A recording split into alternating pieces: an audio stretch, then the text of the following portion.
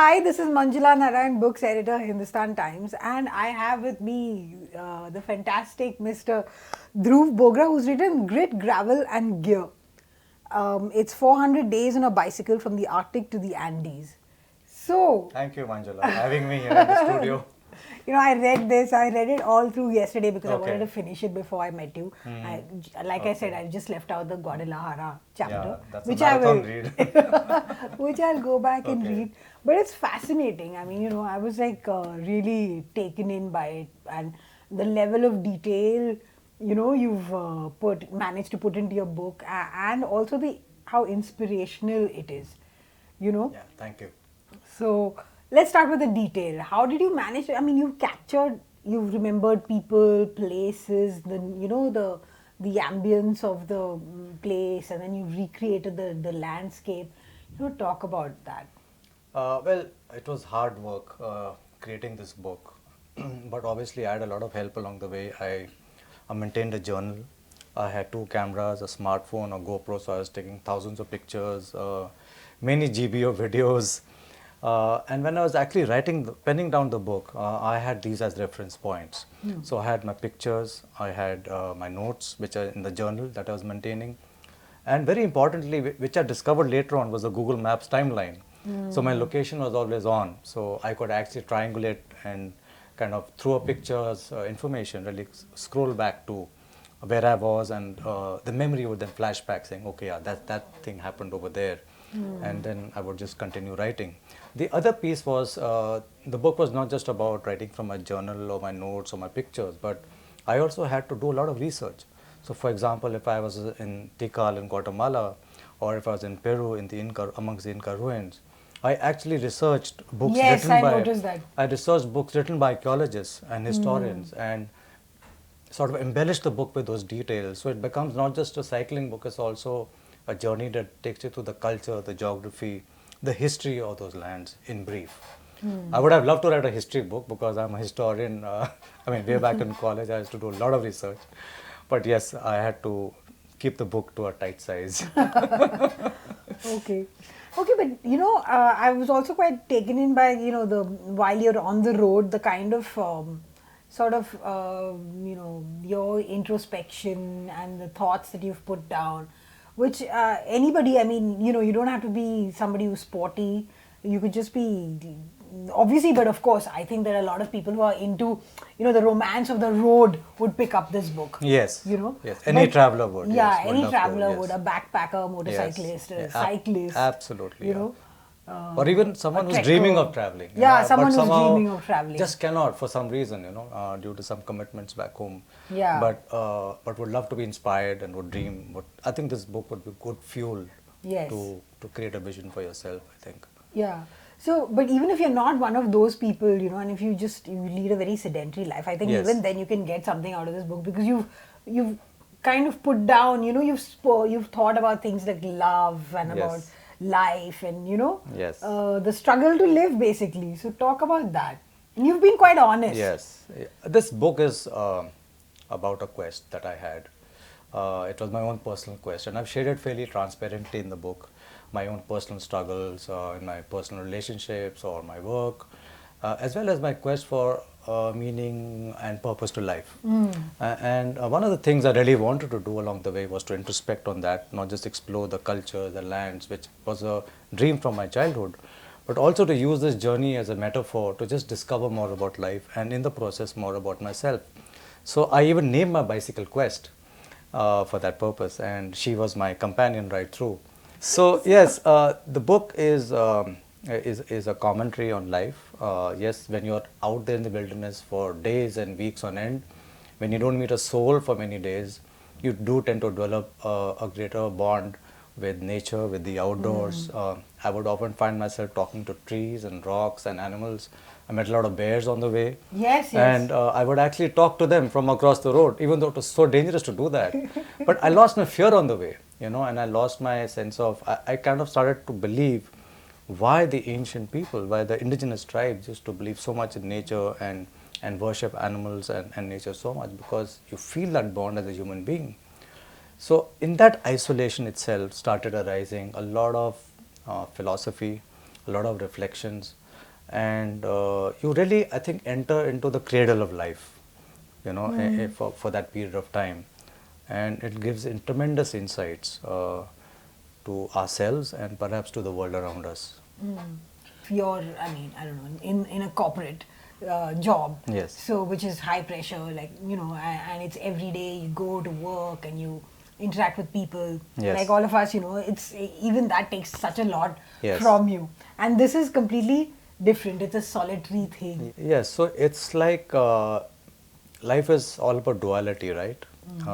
Chaos, peace, good and evil. And I think this journey was a bit like that. So imagine I'm sitting in Delhi right now, the chaos of Delhi, millions of people, and suddenly 2 flights take me to almost like outer space. There's stillness and there's such an eerie silence that that your ears start thumping. You know, you can feel something over there. And those of you who've been to Ladakh or cycle in Ladakh or motorcycle in Ladakh, you know, after the motorcycle is switched off, can feel that silence. It's like being on the moonscape. Yes. And that's what my experience was in the Arctic, all alone, just the wind, not a soul in sight for hundreds of kilometers. So yes, it would hit you like a sledgehammer.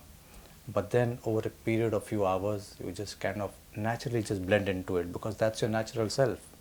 It's just that our lives are so distracted and masked by every day, by what we do, that we really forget to reconnect with our soul deep inside. And that's what a journey does to you, whether you know you are walking, backpacking, trekking, or cycling. I think it's that remoteness does that helps you to reconnect with yourself. As Indians, you know, generally as a people, it's only now that I think a lot of us have started exploring things like this.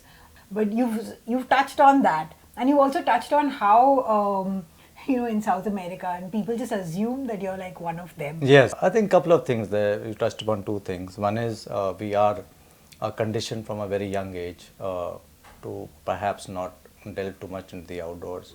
Plus, I also don't. The infrastructure is such that we don't really have those national campgrounds, national parks to really go out and explore. We've not had access to the best of equipment. Now, recently we have a lot of companies coming in, you know, offering us the opportunity to actually go and explore the outdoors. But attitudes are changing. People are taking to cycling, mountaineering a lot, and that's resulting in a lot of adventure that is suddenly coming up. But in South America, which is a lot like India in many ways, it was interesting because I was brown skinned. And in Mexico, for example, when I was cycling through, a lot of people would say, you know, speak to in Spanish, and they would probably think I am from South America or Brazil or someplace. So most of the time I was either mistaken to be Brazilian or Mexican, even in Peru. And that was interesting because they do look a lot like us and we look like them. And it Must have was- been a difference from North America. oh yes, totally. Stood out. Brown in North America, in Canada, it was like you're the first brown man I've seen in these parts, and it was almost like I was an endangered species over there. I'll give you a small snippet of what happened with me in the Yukon. So I was going through a stretch of road, and it was a very bad set of roads. So there is a pilot car waiting to take anyone across, like a bicyclist, because you're not allowed to ride a bicycle on that part of the road. And the guy driving it was an indigenous tribe member. He was a First Nations person, and he was brown like me. And we got talking, and we got along really famously. And you know, he touched my skin. He said, "You brown, me brown." And you know, and there's this anti-white undercurrent in that part of the world because they feel that the white people or the settlers, the Canadian settlers, took away their livelihood, took away their rights to hunting, fishing, trapping, and took over the lands to, you know, dig for oil. So there is this fairly vast anti-white sentiment. And then they open up with somebody who's from another country who's also brown and say like, you know what I mean. You know, we don't feel the same way in our own country.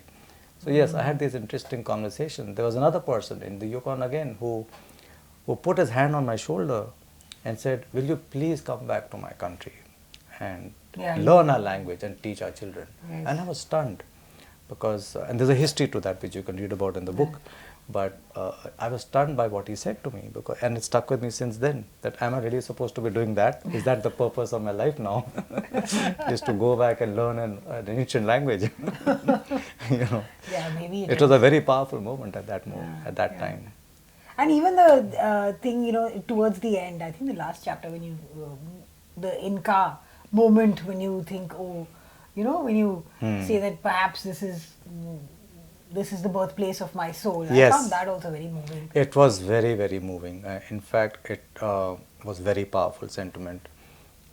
And it was an emotion that I cannot forget.